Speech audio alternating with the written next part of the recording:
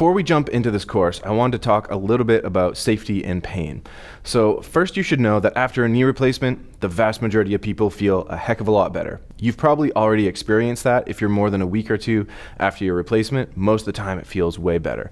But there are instances where you're going to feel pains, and I want to make sure we talk about those. First and foremost, if you're getting a new pain as a result of an exercise, please stop. Discomfort is fine. A new pain that's sharp or feels like it's doing damage, I need you to stop immediately and make sure that you seek medical care for this.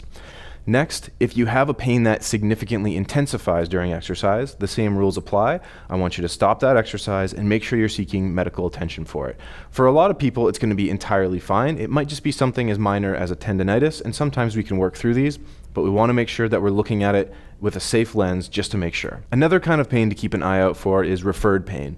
You've just had a knee replacement, so if you get pain that's near the surface and is from the muscles and tendons, that's probably okay and relatively normal. If you get a pain that's deep inside of your knee, you shouldn't have feeling in there because you don't have something to feel in there. So sometimes we'll get pain that is referred from somewhere else. It could be coming from our back, could be coming from our thigh, it could be coming from something different, or it could even be something like a blood clot. So if you have a pain right inside your knee and it's really not something that you're familiar with or feel okay moving through, please get medical assistance. Make sure that you look at this before you move on.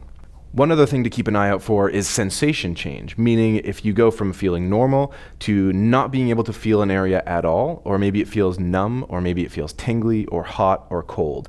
These are things that sometimes while you exercise, a little bit of heat will be normal, meaning that things will get a little bit warmer.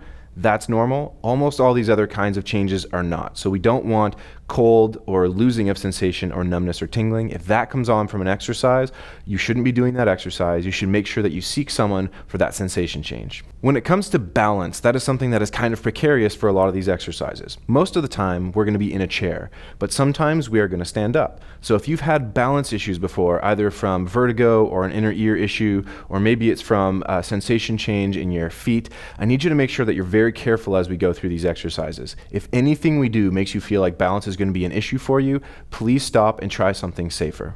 Last thing I want to talk about is other surgeries. Many of us will have injuries or some kind of degeneration in multiple areas. For myself, I've had surgeries in my hips and in my knees. As a result, sometimes I'll do something for my hip that will bother my knee, or I'll do something for my knee that will bother my hip.